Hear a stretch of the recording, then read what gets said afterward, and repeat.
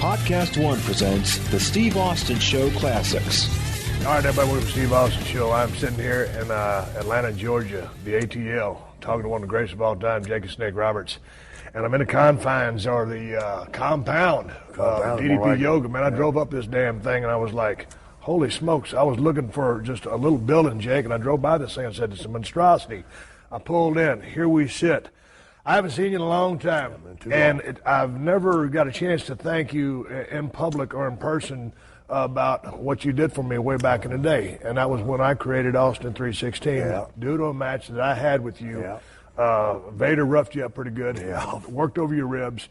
Mark Merrill had kicked me in the mouth. I went to the hospital. Did a good job of it, too. He did a good job. I like that phony blood capsule you used. Yeah, that was the phony blood capsule that everybody Chicken talks blood, about. wasn't it? Yeah, chicken blood.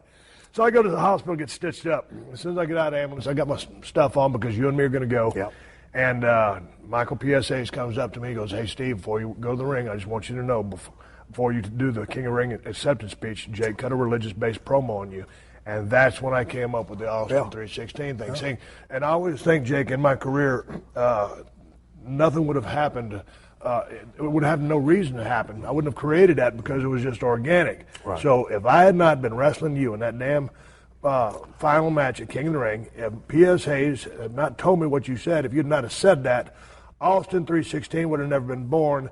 And then, because Stone Cold said so, wouldn't have been born either. So I basically owe my whole WWE run to you. No, you don't. No, you don't. Because, if you owe me for anything, you owe me for sticking up for you in the fucking office. I'm sorry. Tell me about sticking up in office. What happened? And when was this? Was this WCW or WWE? No, this is WWE.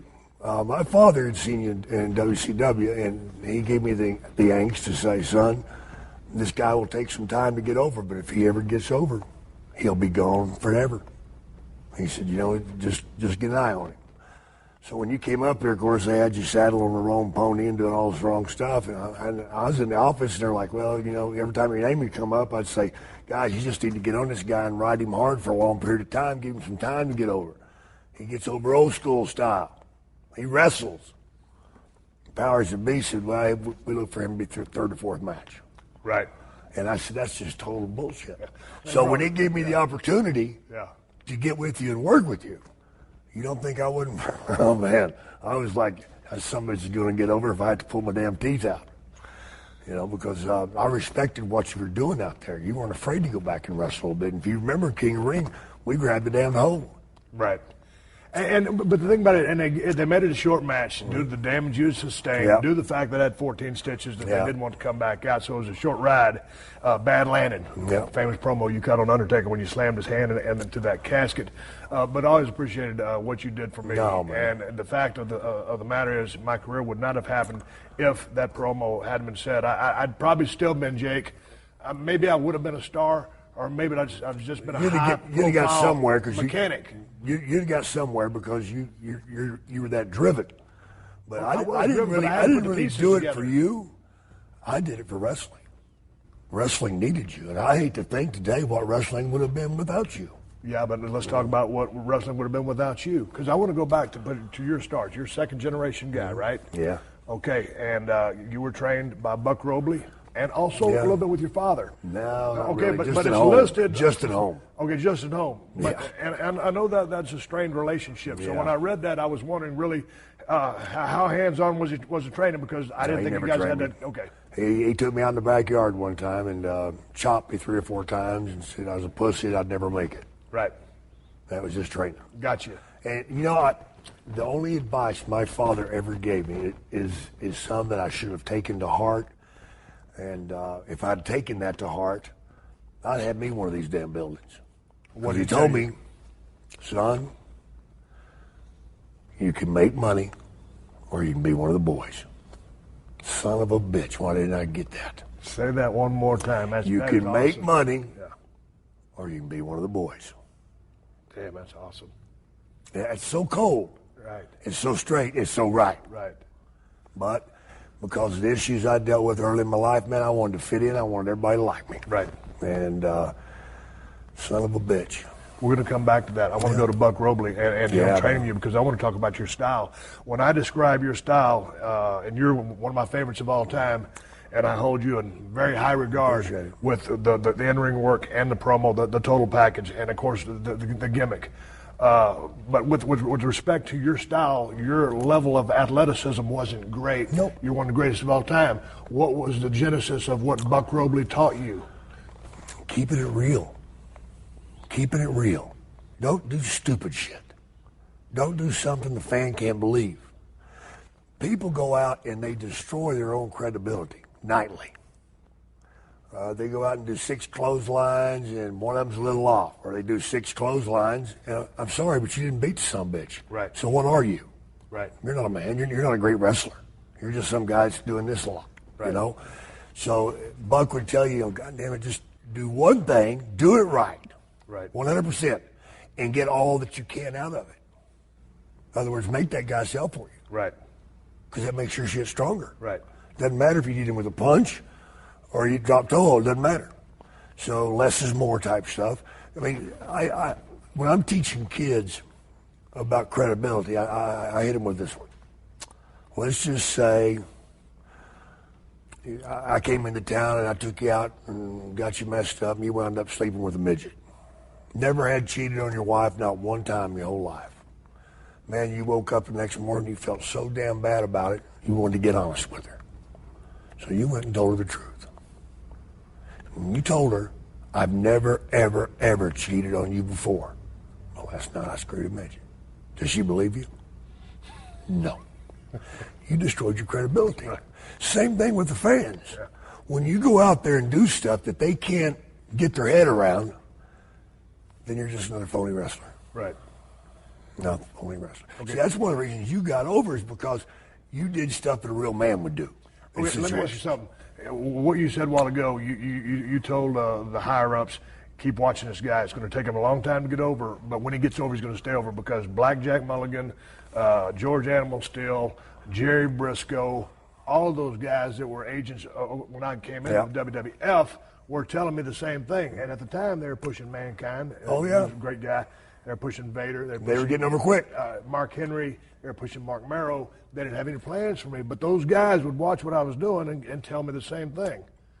With respect to you and breaking in with learning from Buck and starting in 74, 75, down there in the South, Louisiana territory, how long did it take you to put the pieces together?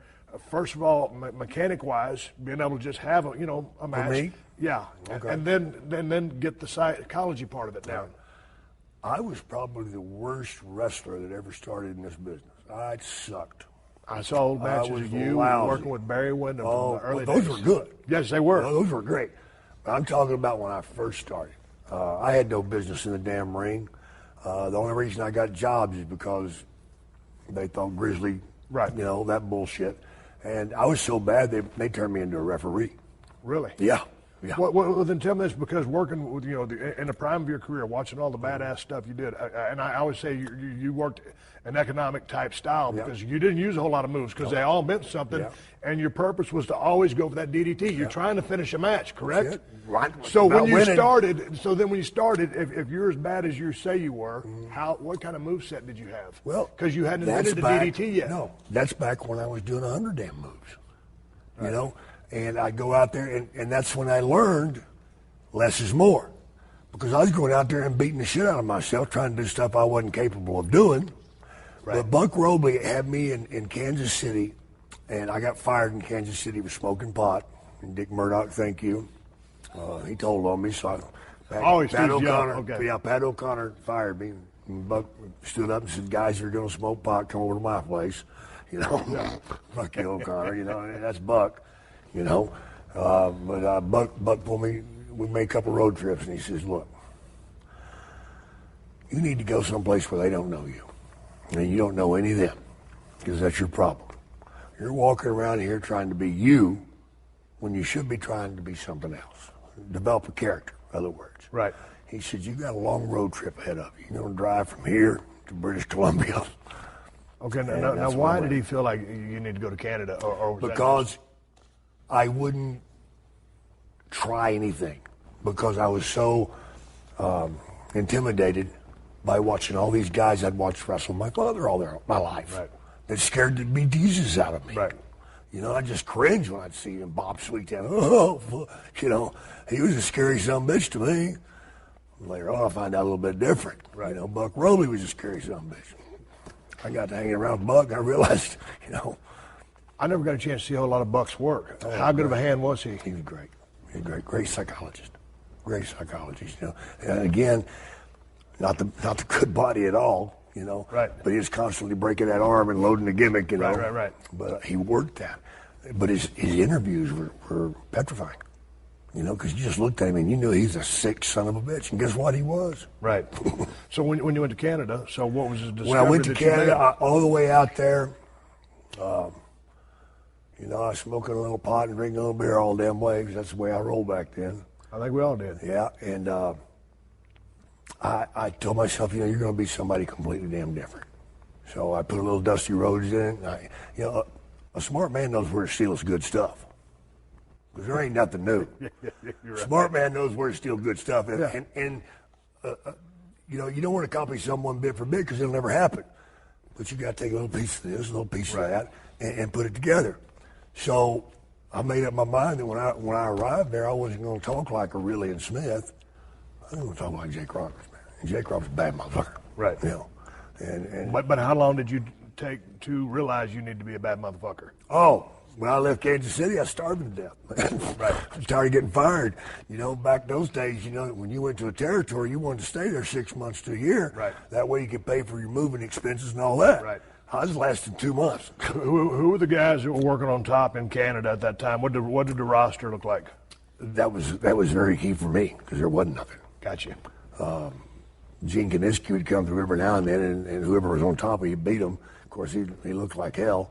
But Moose Morowski, Big John Quinn, great talents, but Moose Morowski's the one that he was getting ready to go to Japan, and he took me under his wing and said, "I want to make money with you, kid."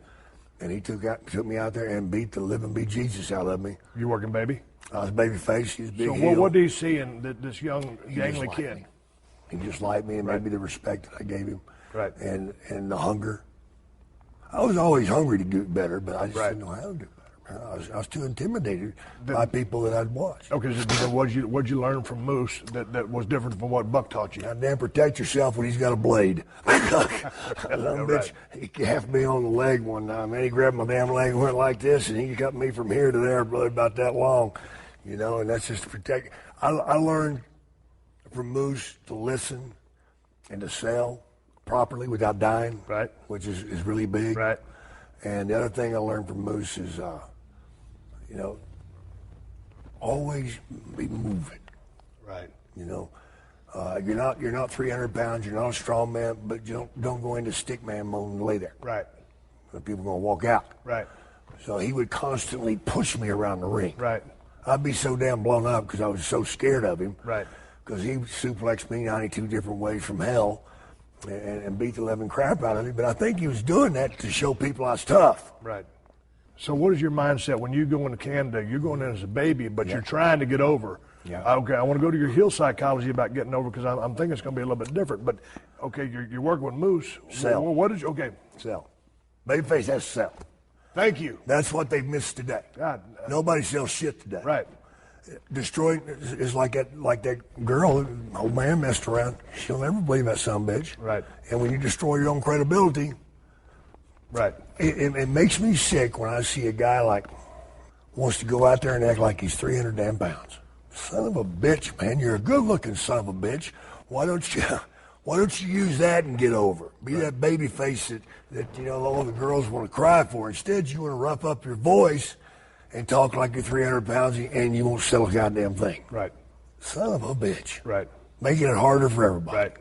There's only one bad son of a bitch on this planet, and it used to be Andre. Right. And we're still looking for the other one. Right. I got to figure he needs to part Samoan. So, but in talking about that selling, and one of the things that I always say as a babyface is, sell, but the goddamn babyface has to have fire.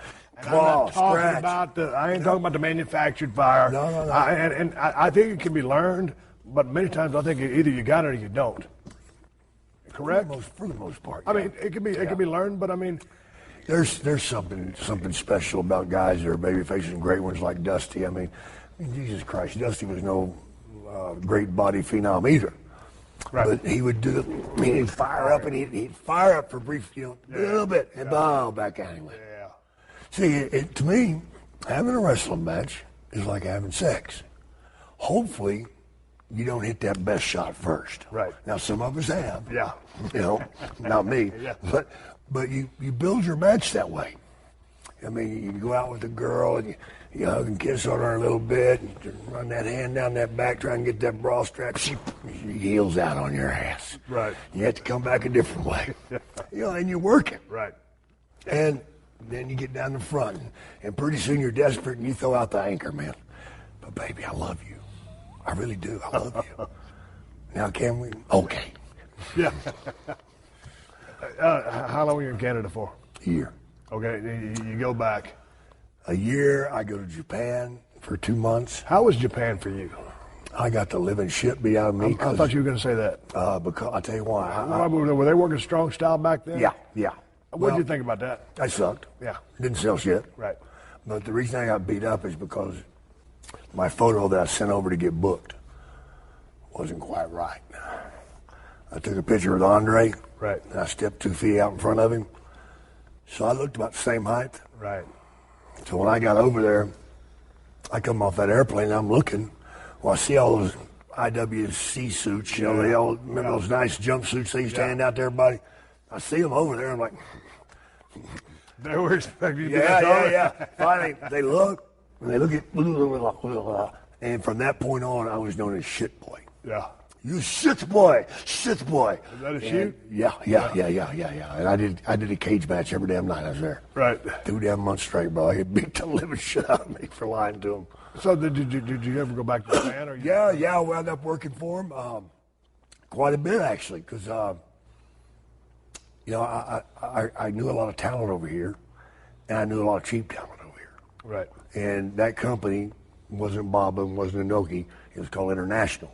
And they were wanting guys that were reasonably priced. And these are guys that never even been in Japan. Right. Mike Boyette. Right. And guys like that, And so I sent them a lot of talent. And, I saved their ass one time because one of the guys I'd booked over there, a guy by the name of Turk, he took some pot over there and they called him at the airport and busted him. Yeah. And they called me in the middle of the night, and hell, I just walked out of where I was at and went over there. I mean, I could make 5 times the damn money. Right. So I saved the tour for them, so they really appreciated that. And then I went one step further. Back then they always wanted to get the Japanese boys over here. Right.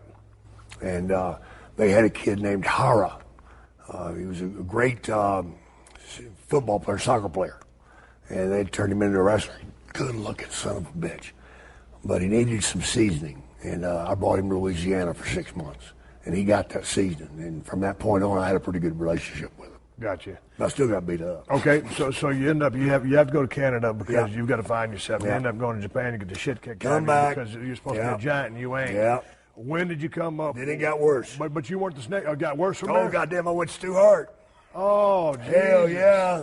Tell me about the Calgary territory. Oh, my God. What's to tell? That was a goddamn zoo. Me and JYD.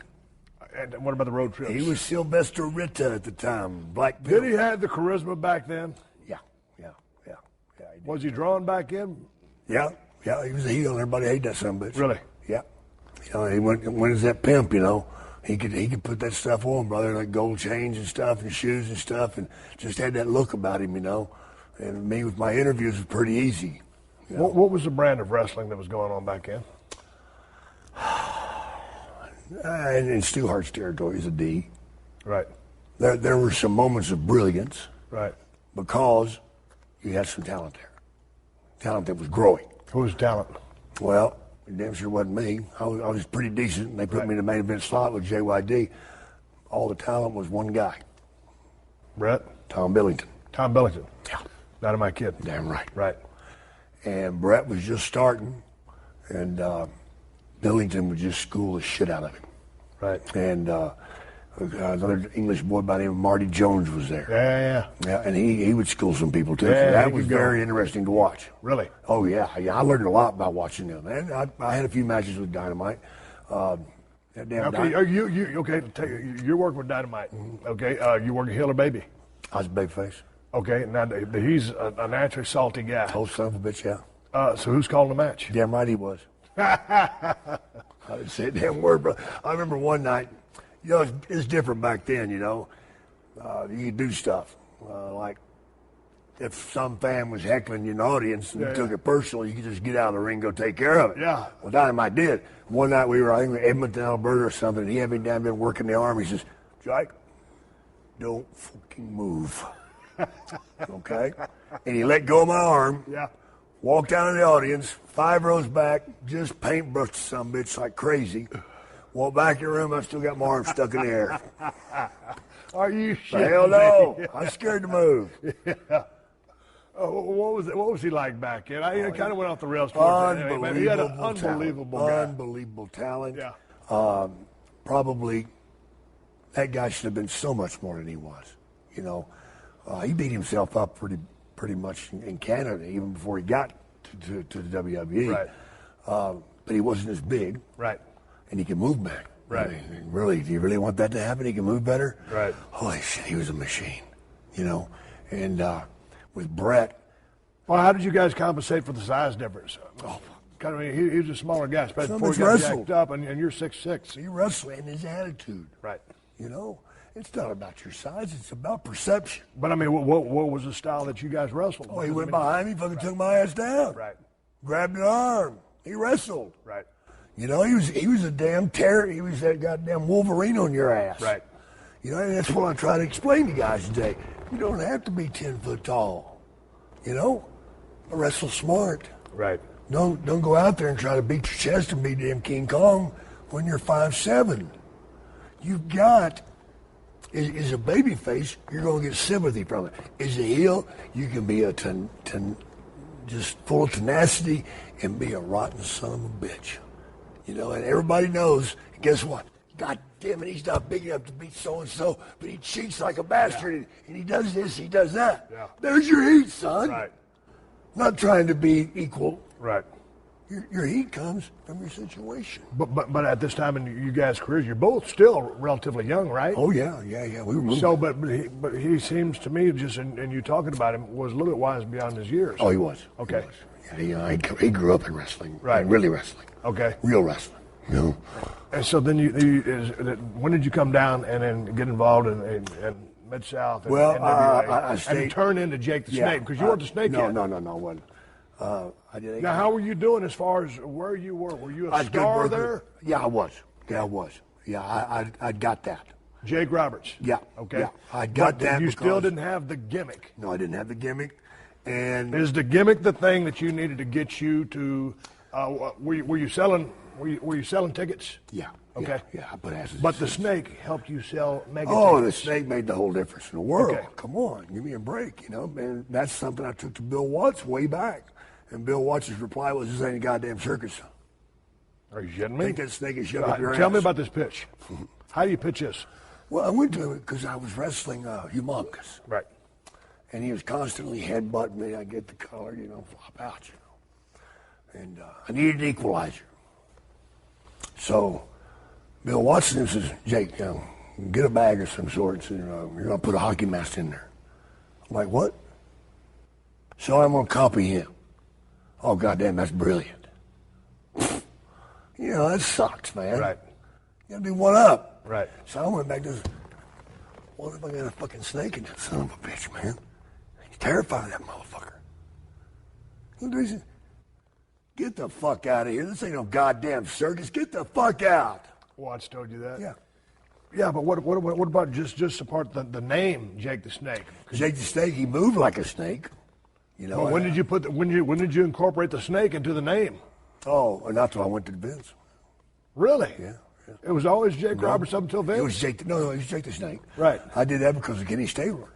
I was a big pro football fan. Kenny Stabler. Right. He was a snake, and not so much because of what he did in the field, because he's a party motherfucker, and he beat up, he broke all the rules. Right. But when did you incorporate the name?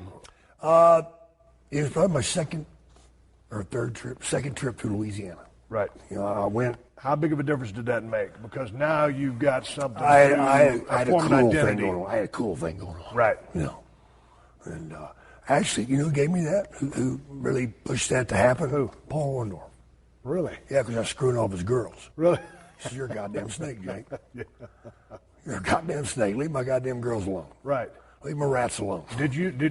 Now that you had that, I mean, like Stunning Steve Austin. Yeah. When Dutch Mantel gave me that name, it was just like, hey, when you turn heel, you can call yourself Stunning Steve Austin, be this cocky, arrogant guy. Yeah. But it really didn't mean anything. What do you? Yeah, Stone Cold meant something, and I had something to build upon. Well, that's the way you establish an walked. identity. Yeah, it wasn't an identity. It was you. But that, yeah. So and so the snake was Snake you. was me.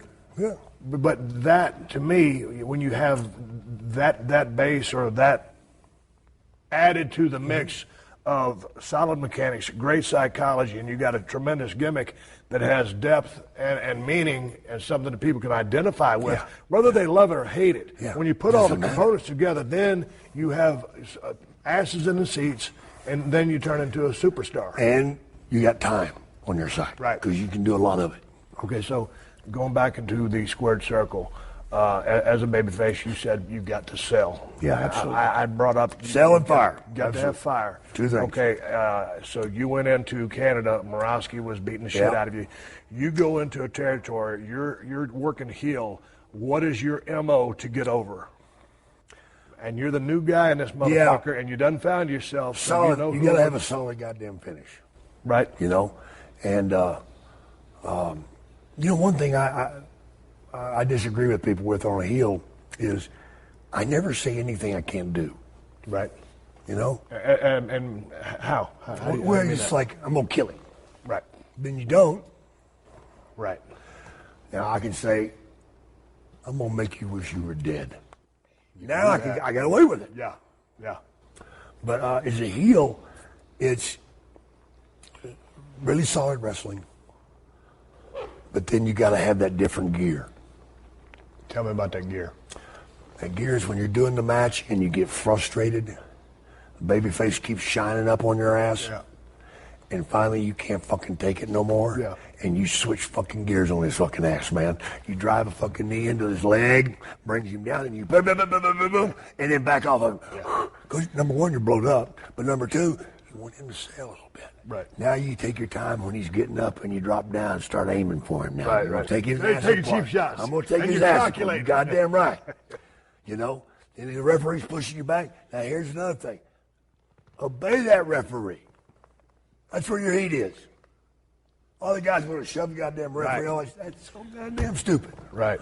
Obey that fucking referee. It's like this. If you walked up on a scene and there's some goddamn sniper knocking off kids. Right. And there's a policeman standing next to you. He don't do nothing. Who's got the real heat here? You got it. Goddamn cop does. Yeah. Son of a bitch, you got a goddamn watch doing something. Yeah. Is a heel. A goddamn referee comes in between, breaks this up. Yes, sir, I'm gonna back off. But as soon as he turns his back to me, I'm gonna give it that snarl. And when he turns his back to you, I'm gonna brush him aside. Right. Not nail him. Right. But I'm gonna make him stumble a little Right. bit. And I'm gonna look over at him and smile. Yeah. Like a dirty motherfucker. Dirty son of a bitch jar. Talk to me before we continue, because I want to add something to that. But talk to me about the art of a powder, Oh. Right timing. because you were great at it. Right timing, man. I mean, if you work in heel, all of a sudden the babyface get a couple of moves on you, and you're gonna slide out. A lot of guys will powder in an escape mode and frantic. I thought it was much better to powder and just slide back like, hey, I ain't fucking stupid. I'm just going the wrong goddamn way for me. Yeah, and I think and the way you powdered, it wasn't chicken shit heel. No. It was, hey, I'm gonna collect myself. I'm gonna There's get over another way to here do this. Yeah, just a Right. minute, son. I'll be right back. Yeah, and to the people out there that don't know what a powder is, that's when a guy just decides to get out of the ring. Whether it's a heel or a baby, you get out of the ring, and more often than not, it's going to be your heel doing this. I don't mind doing that as a baby face. I mean, No, just because, hey man, this is a bad motherfucker. This guy's what big. That does? You know what that does? It puts the heel over. Right. Damn Jake's worried. Yeah, but it's done in a different tone or flavor. Yeah, absolutely. It's done. Hey, I got to come up with a game plan because maybe you're working humongous or whatever. Yeah. This ain't working. Let me think about it. He just woke me up. It gives the audience a chance to, hey, here's what's going on. It's part of the story. This is real. Yeah. He don't know what a shit wines watch. God. He's That scared. was chicken blood. You can elicit all kinds of different responses from it. Oh, yeah. But it's the powder. And these days, I don't want to say these days, but you don't see a powder as much as you used to. And it's so effective. And I think part of it is because the product moves so fast these days. It's a great way to get heat. But and then a lot of people, sitting back there, they're going to change the channel because the guy just left the ring. We'll turn it back on. Oh, man, keep watching. Yeah. They're telling you something. Yeah. They're setting you up. See, I always like doing it as a heel or as a babyface. I come out of that ring, I look at the guy, and fuck you. Right. Come on. Right. As soon as he came, I go around the post, roll in, and he comes through, kick him in the face. Right. I've seen you do that a couple of times.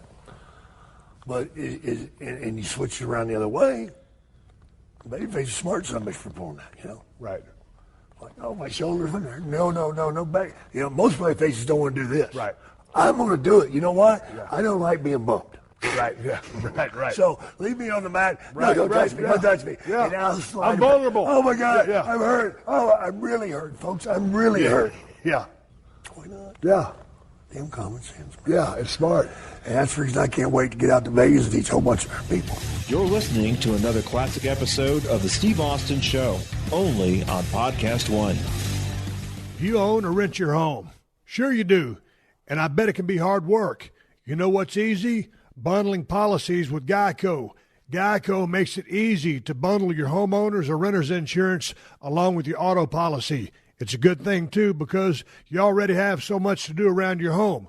Go to geico.com, get a quote, and see how much you could save. It's Geico easy. Visit geico.com today. That's geico.com.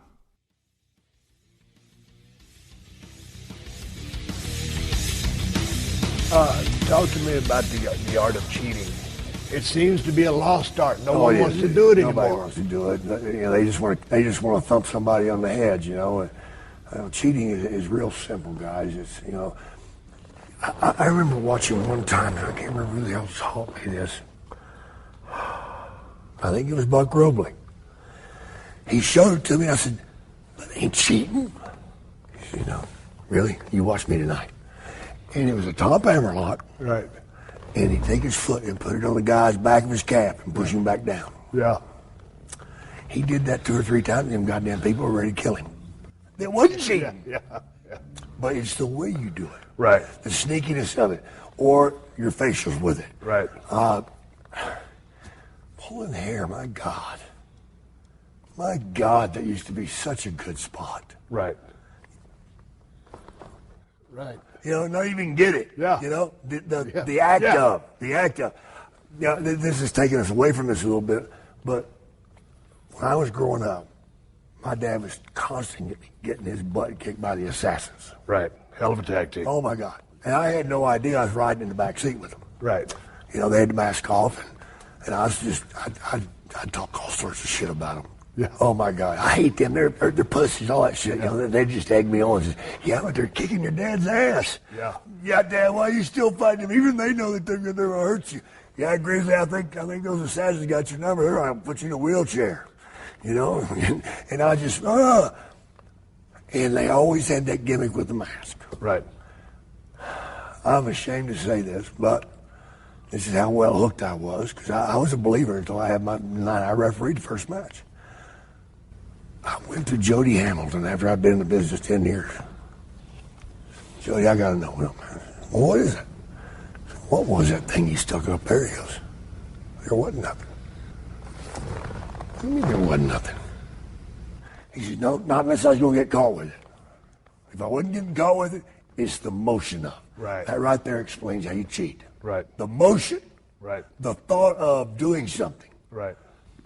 Your mind can create a bigger fear than my mind can, because our fears are different. Mine might be drowning, your might be burned up by fire. That might be your fear. So we got to create that horror. One of the best angles I ever seen never even happened. What's that? They did a thing where Ken Mantell was supposed to get a championship match with Bob Sweetan, and didn't make it. And he'd been trying to get a TV championship match with, all these stipulations for a long time.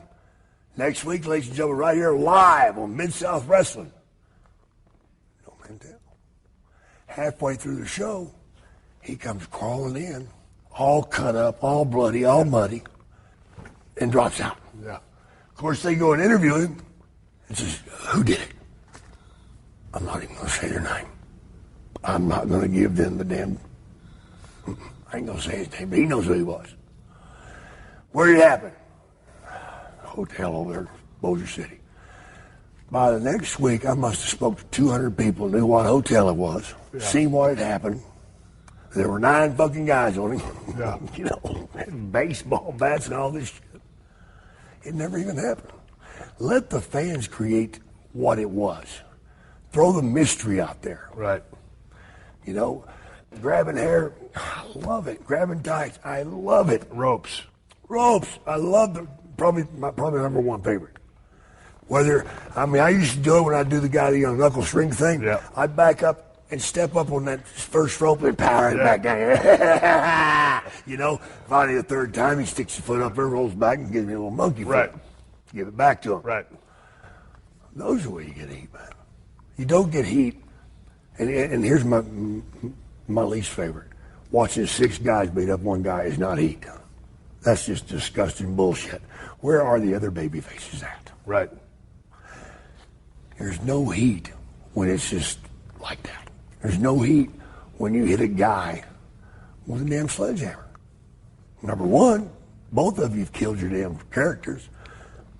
So much gets up. If he can get up from a sledgehammer, folks, I can't fight him. And that's a very interesting point. God damn, you just killed your character. You just told the whole world you're a bony son of a bitch. Well, that's interesting. That's heavy duty right there. That's true, bro. Well, that's a good point. Damn sure is, man. If you ask the people on the street, what you think about him when hit my head with that sledgehammer? They'll just, really? Right. Don't do that, for crying out loud. You mentioned a while ago, in the course of the match. Oh, well, the one thing I wanted to add there before I move on off of that is when I think about a good heel, one that will cheat, is sneaky, use that referee. I mean, the referee is so important in a match. People don't these days don't realize that. And it's one of the things. Give me Earl Hebner. Yeah, give me Earl. Dude, I used to love Tommy Young back in the day. Tommy Young was good. Goddamn, he was good. Yeah. Whatever he was, he was high good. drama, boy. Everything was on the line. And referees mean a lot. I mean, referees could get over. Referee can make your match or kill it. Right. Damn straight. And you want that referee to have some credibility. Am I right? Credibility and somebody that's going to react from what I do. Right. I just seen a guy stick his finger down his fucking skull and rip his eyeball out. Right. And the referee's yawning. Right. Are you serious? Right. I want the guy over in the corner trying to throw up. Right. Because he just sold it for me. Right. I used to love the referee that you'd go to turnbuckle some bitch, and the referee would take a bump. Yeah. God damn, that's working. Yeah. I want that referee that'll dive across the ring for that 3 count. Right. Not walk over there and stamp his foot 1, 2. Art Thomas, God bless him. Bronco Lubis, too. Yeah, Bronco did it. I used to ride back the car with a Skander Akbar Bronco. Oh, my God, you went to school. Dude, I was green as grass, and we'd make some trips into Louisiana. Of course, I'd have a pot to They showed you how to save money, too, didn't they? Oh, you're damn right. That's the first thing Skandar told me. He goes, kid, you're saving money, ain't you? I said, well, I mean, first of all, I wasn't making any money. Yeah. Whatever. $20 for that. I'm not going to say save $1. Shit out of it. Save $1. You mentioned a while ago getting color. Back in the day, where was your place of preference to carry a blade? My wrist. On my wrist. I took great pride in that. And I hated seeing guys that went down and did this bullshit, There's a right way and a wrong way to do it. Most people do it wrong. They slice.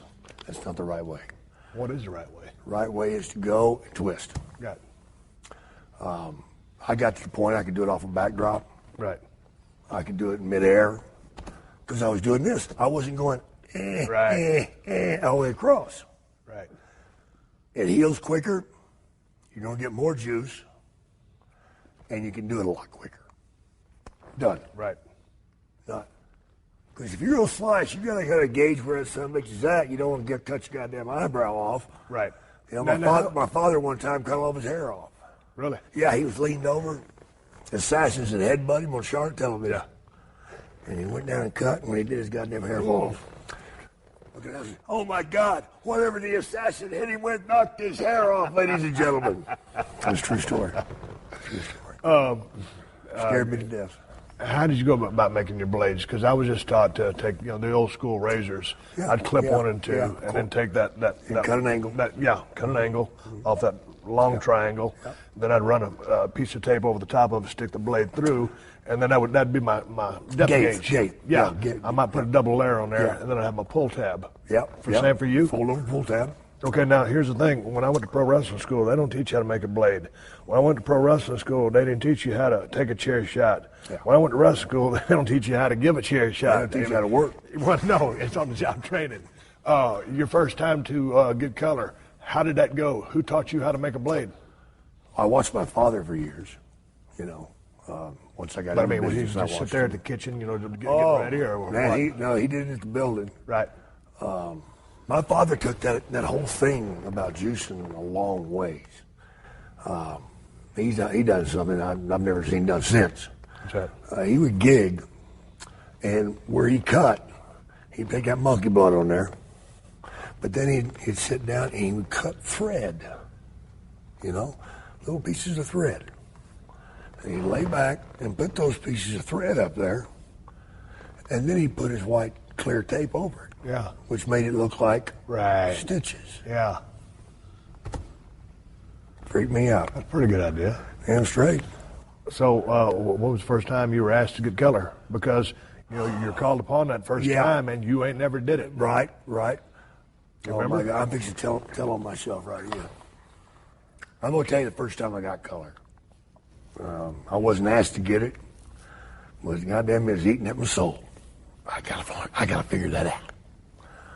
And, oh boy, you talk about a rotten son of a bitch, I'm fixing to spill beans on myself. I was in Florida the first time, and wife had a baby, and a lot of pretty damn girls down there in Florida, and me in Tampa, and some girl took a liking to me, and I was an old Texas boy. Hell, you got laid twice a month. You were a stud. Now I got this girl saying all sorts of nasty words to me and just blowing my mind. I probably had 3 or 4 orgasms before I ever got her in the back seat, just her talking. But it finally happened, and I did the thing. I ain't going to tell you how long it lasted because I'm embarrassed about that too. But now I've got to go home, and I'm an hour and a half late. And it's only 10 miles. Where the hell you been? Right. So I kind of put this and that together. I decided that I was going to gig myself and tell my old lady that coming out of the arena, somebody hit me or something, I'll get out of this shit. So I stopped at a K&B drugstore and got Platinum Plus, which was the wrong shit, big old thick-ass blade, and cut myself. I didn't do it the right way. I went side to side, and really overdid it. Are you shitting me? No, I swear to God. Okay. I swear to God. Now, here's the great ending. You got to have an ending to the story for the pops. Here we go. Okay. So I gigged the shit out of my fucking self. I go and tell them what? I get by. Yeah. I get by. My ass is clear. Yeah. Cool. But God damn it, the next day I got to go to work. What's the referee doing with the goddamn gig mark all the way across? So I figure I better carry the story on a little further. Yeah. What happened now? Fucking Dusty called me out on it. I said, yeah, these fucking guys last night, man, I went to a bar and they fucking hit me with the goddamn bottles. I said, damn, that looks like fucking stainless steel Platinum Plus to me. Yep, he fucking knew. And I just, oh my God, it was, Yeah, it's amazing what we'll do to keep our ass out of shit. I'll never forget one time going back to your dad. He was an agent for WCW for a long time. I used to have some bust-ass matches with Dustin Rhodes. Mm-hmm. And God dang, we'd tear each other up. And we were working pretty stiff. We just like to work like that. And God dang, we was working in Phoenix, Arizona one night, and the house was down. It wasn't no good. That's when you work harder. And, yeah. And so Dustin goes up to Grizz, and he says, hey, Grizz, you think me and Steve might be able to get some color? And your dad, he's tall as a mountain. I think that might be a good idea. So, boy, me and Dustin got clearance to go out there and get double juice. Oh, shit. So, boy, all of a sudden, we out there have a bust-ass match. Right on the underside of 20 minutes, come back just bloody and shit. And out walks a shined-up, oiled-up Lex Luger in his blue trunks, and he looked at us like it was an Amityville horror. Yeah. I mean, he didn't understand what we was trying to do, and he just didn't get it. He thought you were assholes. Now he's going to get his tights dirty. Right. But you guys were sincere about wanting to go out and help this damn building. But there's also something about, I guess it's, anytime I've ever gotten color, it's a weird thing to do. It is. Because I'm not a guy who's into cutting. Right. There's an honor that goes to it, but there's also a little bit of sickness into that. There is a sickness nobody about it. really normal sticks a blade in their head, and whether you're twisting or doing a little pull, doesn't matter. It doesn't matter. It's just different. And that first crack, when you hear that pop when it goes through that layer of skin, you hear that and you feel it, and it's a very interesting feeling when that warm blood starts coming down your face. But it's for the story. And the adrenaline hits your body. And I'll tell you what, if we was working on television or if there's a major pay-per-view. I was the same with you. I'd carry, but I always had an insurance plan. I'd carry two on my left wrist, and I'd probably give the referee one to keep in his pocket if anything went wrong. Did you ever have any injuries from a blade? No. Other than up here? No, I was working with Flair one time in a cage, kind of the Murawski story. I mean, he got a little loose that night, and I would like working with Edward Scissorhands, but never any accident. And you? Yeah. I can't remember who gave me the gut shot. But I'd put the blade down here afterwards, and he gutted me. And when he did, that son of a bitch just fucking dug about 3 or 4. I felt it came out my spine, It just went right through me. How long a dagger did you make? Well, it had a little size to it, like that, but still, it went in about that deep. I remember getting to the back, I had to move the skin around to push it back out. Right. And that was always the thing, the telltale thing. It's getting the color is one thing, and it's an art form in itself. Like you said, you could do it taking a backdrop, but it's the disposal of the blade because it was always the go-to. De facto was in the waistband. Well, the first time that I tried to give it up, I dropped it. So that was it. I'm never doing that again. Boy, if a crowd gets a hold of that, oh my God! You done killed the territory. You wouldn't walk back in the locker room. Yeah. Even though, that was just our heads. Right. And then I seen the guys put it in their mouth. I never was a big fan of that. I tried that one time, man, and I wound up coughing that son of a bitch about 45 rows back. Because a guy hit me, and I went, oh shit! Yeah, not real bad. Well, so did y'all end up brawling out there so that you could try to find the damn No. We were in Dallas. That goddamn sportatorium floors. I ain't getting down there on that shit. That's dirty shit. One time I was turkey hunting. I had a reed, a diaphragm, on top of your mouth, a turkey call, and I almost swallowed that son of a bitch. And I was coughing loud, sounded like a turkey, and I'm dying. I'm thinking that this is really how I'm going to die, coughing on a turkey reed. The turkey runs over to check you, make sure you're all right. And then I shot him. Yeah. So the mouth was never couldn't do that with the blade. And plus, I mean, the thing. From then on, I just went to stone the tights. Right. Yeah. I was always careful, taking my tights, Yeah. And I tried to go in between the tights, not go inside the homestand. Right. Yeah. Bad things that happen. We won't go there. No, I think that's what happened the rest of mine. I cut it off. You're listening to another classic episode of The Steve Austin Show, only on PodcastOne. What's better than courtside seats? Free sports on Pluto TV. Hey, sports fans, get all your sports free on Pluto TV.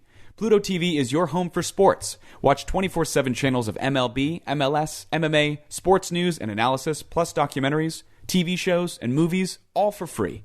No signups, no fees, no contracts, ever. Download the free Pluto TV app on any device.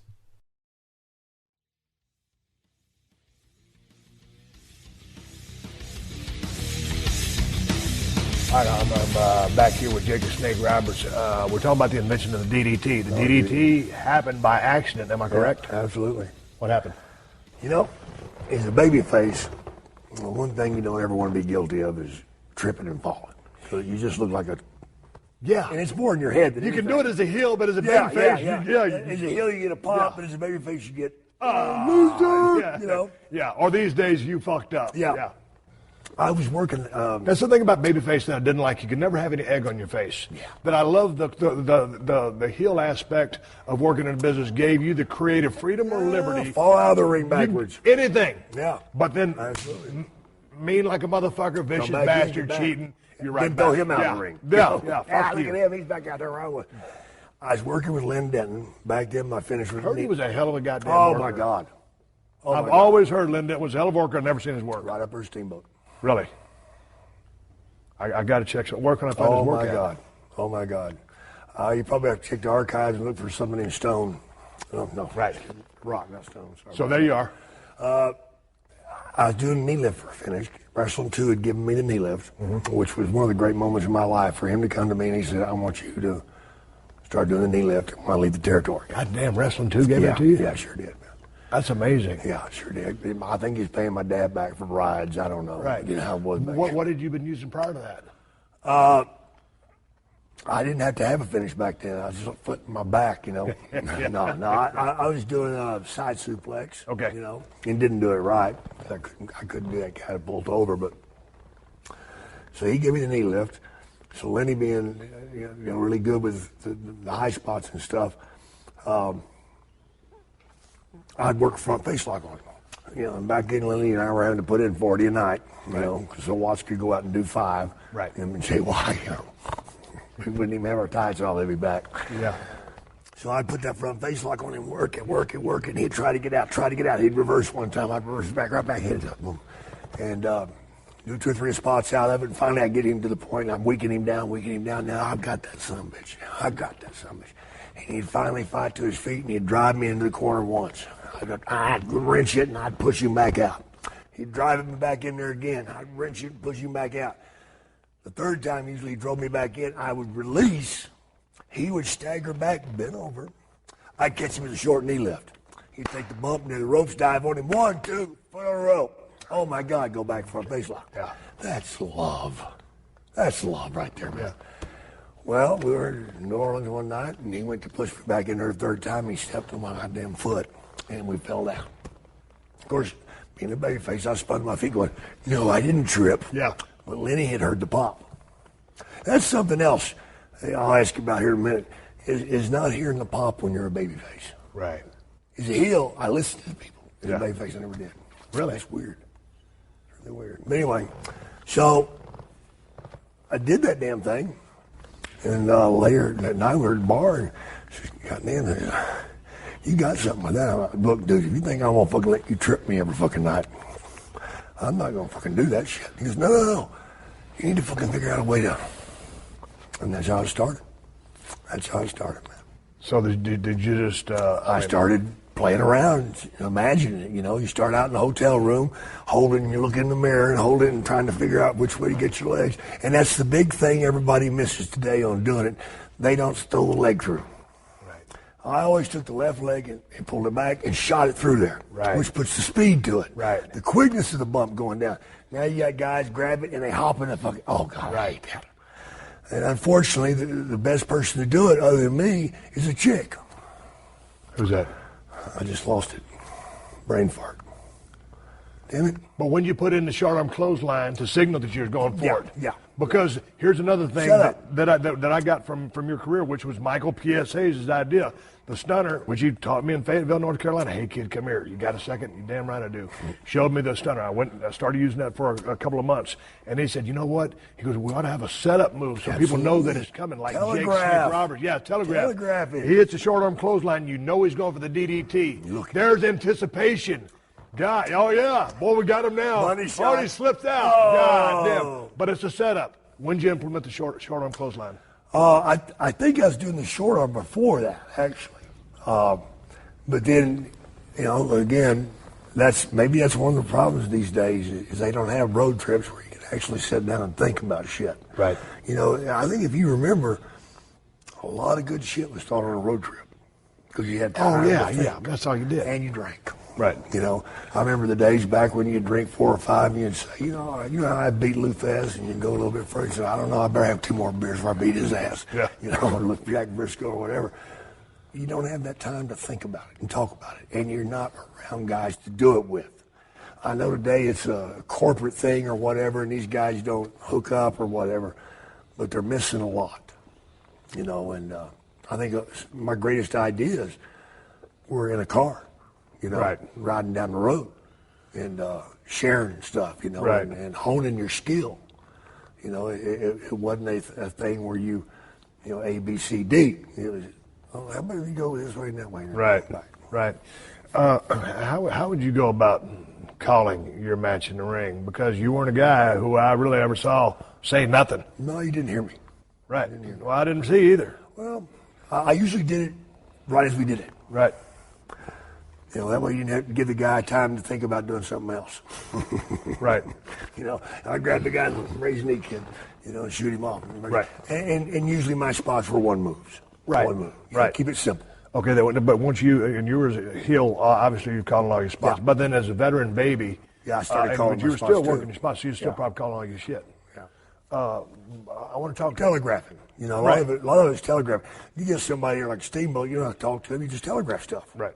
You know, I go outside, go around the corner, and we've been working Marma, put my hand up here on the rope, tap the mat a couple of times, he grabbed my hand, pull me in the post. Yeah. You know, Ronnie Garvin. You know, I work with Ronnie, you know, and Jesus Christ, he never talked. You know, you might scream a few times, but he never talked. But I'd be beating the hell out of Ronnie Garvin. You know, I was a heel back then, and you know how I knew when he's going to make his comeback? Ow. His nipples would get hard. I swear to God. Really? Yeah, I'd be whooping the shit out of him, and I'd look down, and his nipples would start going. I'm like, mother, here we go. Here we go. And he'd come up, and he'd start whomping.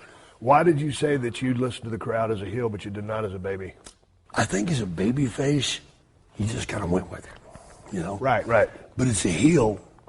If you're not getting the exact tone, then you're ready. It's not time to go home yet. Right. You know, as a heel, you want to get them right where you want them. Right. Before you unleash it. Right. But as a baby face, you're selling or you're doing whatever. Right. And you're not going to change your goddamn comeback anyway. Right. And if they ain't ready, you're not going to stop and start over. Right. But you heard them, but you weren't relying on that to. I'm not going to change anything right. if we're hit it home. Okay. But as a heel, I might stop. Okay. Before we get to the movie, real quickly, I wanted to ask you, as a heel, you in your prime, who's one or two of your favorite guys to work with? Because Steamboat, for sure, no doubt. Steamboat. You know, yeah, hell yeah, man. Ricky was just phenomenal. The art of selling again. And he was so just instinctive. I mean, and he put in the filler stuff that you didn't have to call. If you grab him in a headlock, you don't have to say top wrist lock because it's his automatic. First of all, he'll let you take that headlock, but then he, as a babyface, he's got to try to counter. And a lot of people just want you, hey, top wrist lock. Well, you ain't got to tell him. He's trying to escape. He telegraphed. Right. Amazing telegrapher.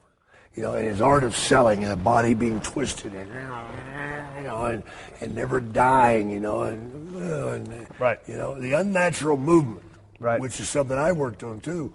You know, these guys you go out and sell. I mean, it's like Ernie Ladd. God bless you, Ernie. You kick Ernie Ladd in the knee, and he went, mercy, mercy. Referees are killing me. You know, you punch him in the gut. Hand over the ear. Mercy, mercy, referee, you're killing me. You know? Are you serious? I swear to God. Yeah. I swear to God, man. I got to ask you just real quickly about working with Andre the Giant, one of the biggest dudes in history, but he's got a big show now, but Andre was one of a kind.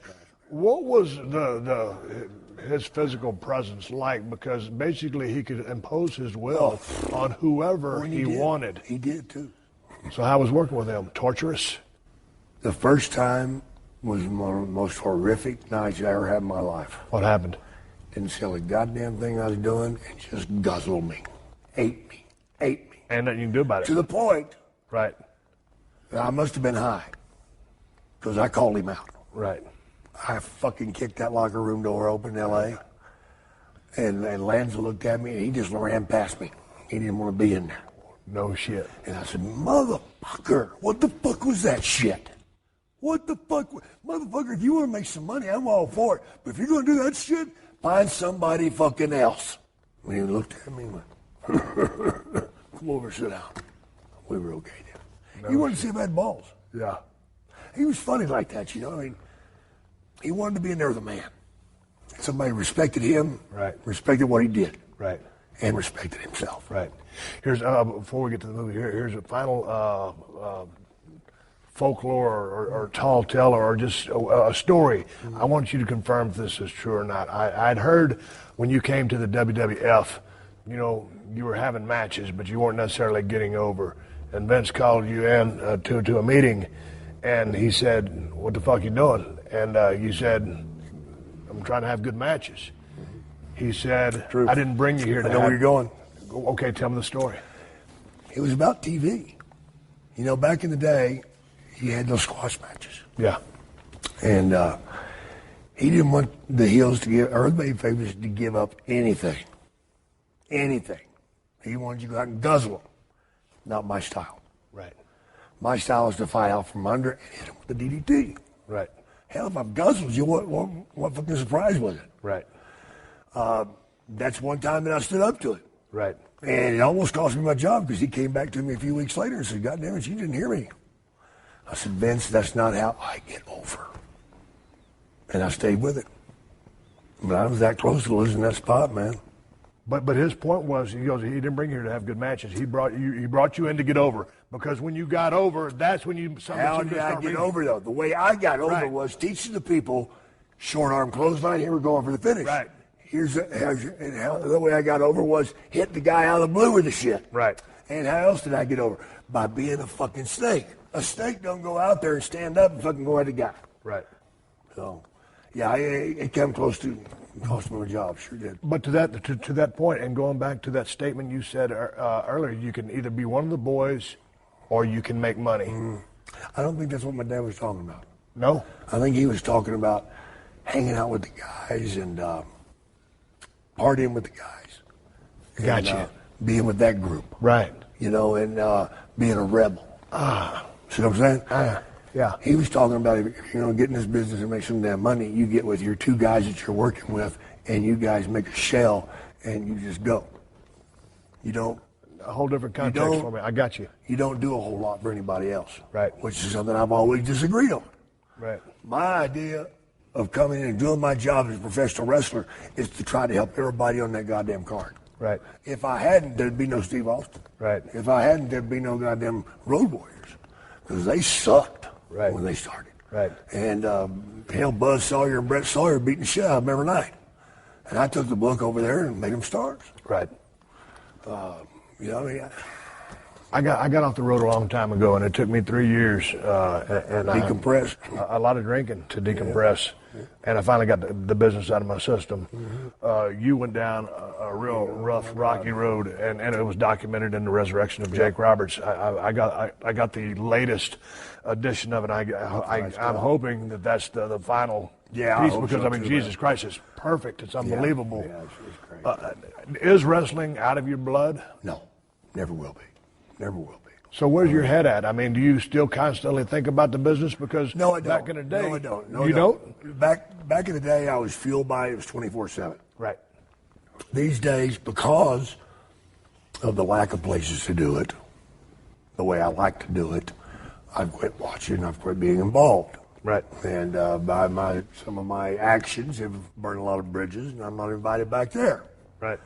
That's probably a good thing, because in my early days of coming to sobriety, which is all documented in the movie, I had to get away from it. Because, you know, you fall in love with something, and it's like a woman. You want it all the time, but sometimes it's the wrong goddamn woman, you know? And, you know, me drinking and drugging was a choice. Why'd you do cocaine? Because I like that shit. You know? Sorry, this is the truth. Yeah.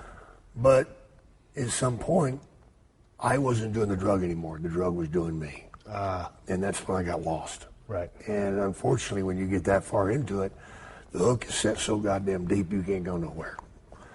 This movie, Steve, is real hard for me to watch. Because I don't like seeing that guy that I'm looking at up there and hearing him. It was tough to watch. I can tell him he's lying. I'll tell that guy on the movie he's a fucking liar. Yeah. You know, because he was. Yeah. It's real hard for me to watch. And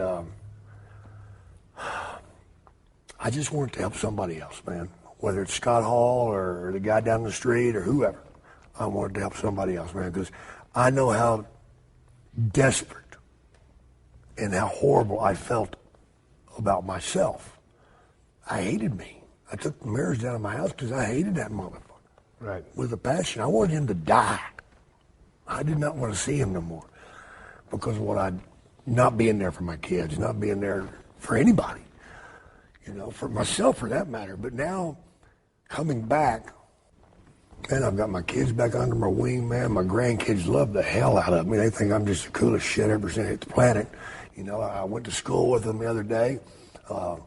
One thing that I did the other night, man, I went and went to a wrestling show, and I wrestled, and had 3 little granddaughters out there, and didn't think about it. They really got emotionally tore up because I sold. Right. And the next morning, man, I sat down, something my father would have never done, and explained the business to them. Really? Yeah, because my father never explained the business to me. It's always a shoot. Oh, yeah. And it scared us kids to death, man. So how did they take that? They didn't, I don't know if they really got it, but I think I could tell them that it's not real and all that stuff, but they didn't get that part. When I just said, look, we're just having fun, Like, I said, come here. Like, touch my arm. Oh! And I sold for that. Oh! It's the same thing. Yeah. And bottom line is, I don't think I'll be taking them back. Right. Because I don't want them to suffer like I did. Right. But watching this movie, Steve, it's going to help a lot of people, man. Dude, I watched that movie, and I was watching the back half of it. Watching some in my office, and I had the headphones on. I was watching, and my wife had my headphones on. I was watching on my computer screen. Dallas emailed it to me. Yeah. And I'm over. I had tears in my eyes. I'm one of the toughest sumbitches that ever laced up a pair of boots in the WWF. I had tears in my eyes at least 4 or 5 times in that movie. And then at the end, boy, I got to get it right down right here. We're just talking about it. When you guys, Scott, and DDP did the triple lockup at the end. You know how hard that was to get them to do that right? Dude, it was just 3 grizzled veterans who had traveled the world 6 times over. It was Clint Eastwood and John Wayne. Yeah, man, Robert Mitchum. Robert Mitchum. And goddamn, y'all did that triple lockup, and I was like, man, that's 3 guys who all went down different roads. Yeah. All came back together, and Dallas helped put you in the place that you're in that, and Scott. I'd be dead right now, man. When you went to the Hall of Fame, you cut the goddamnest promo speech I'd ever heard. I don't remember a damn word. I know, but because it come from your heart. Yeah, absolutely. Did you, and wrapping up this podcast, and if you haven't seen the resurrection, if you have not seen the resurrection of Jake Roberts, you absolutely must see this documentary. It's one of the best ones I've ever seen, and obviously with the personal interest. And you know what? It was interesting. I was back in the front office, and Josh Brolin, the actor, had just seen it and had commented to Steve about how awesome and the production was, and your story was so inspiring that here's a cat that I didn't know anything about the wrestling business, and he loved it. But you've always had a gift for promos or a gift with words. Right. Was it always like that? Steve, how did you develop the promo? As much as I hate to admit it, it come from the abuse that I went through. Did it? I think that a lot of my wrestling psychology came from that. When you are tortured, manipulated, sexually abused, the list goes on and on, at a young age, you learn to read people. Because you walk in that room and you got to know who to be scared of. You learn to play up to certain people. You learn to act. An abused kid is the greatest actor on the planet. Because most of them you don't even know. Because they're ashamed and they hide it from themselves. They hide it from everybody else. So I think a lot of that BS that I went through as a kid taught me how to tell a lie. I mean, brother, if you lie to the line, you can learn to lie. Right. You know, I really think that, and I hate that I had to go through it. I hate it for any kid. And if there's any kids out there going through that crap, get to me. I'll come over and talk with you. I'll just sit down and we'll get right. Because, Steve, I go to these signings and do these movie premieres and stuff, and I'll see some kid come through that line, man, and I look at him like, right. He's going through hell, man. Right. And it's So that's not a gift there. That's a painful thing. But to the have. conviction with which you delivered your message was, Real. I mean, Real. fuck, Yeah. dude. Yeah. Whether it was the menacing heel or just that baby, it's saying what he was going to have to do or go through, that sheer determination. Look through your opponent. Don't look at your fan. Look through him. That's what I used to tell myself. If I was looking out in the crowd, I didn't look at the guy. I looked through him. Right. Visually look through him. Don't look at one person, because if you do, you're cheating the rest of the arena. Right. Now, I want to tell you something. I've really enjoyed this. Dude, I appreciate you And sitting down with respect you and love you more than you'll ever know, because you proved me right. Yeah. Okay, Vince. Thank you. That out. Thank you. Jake Roberts. This is Steve Austin. I'm riding off in the sunset after talking to the biggest guys in the history of the business, Jake the Snake Roberts. Thank you for joining us for another classic episode of The Steve Austin Show. Please leave a rating and review on Apple Podcasts and tell your friends. For more Steve Austin Show, go to PodcastOne.com. That's PodcastOne.com.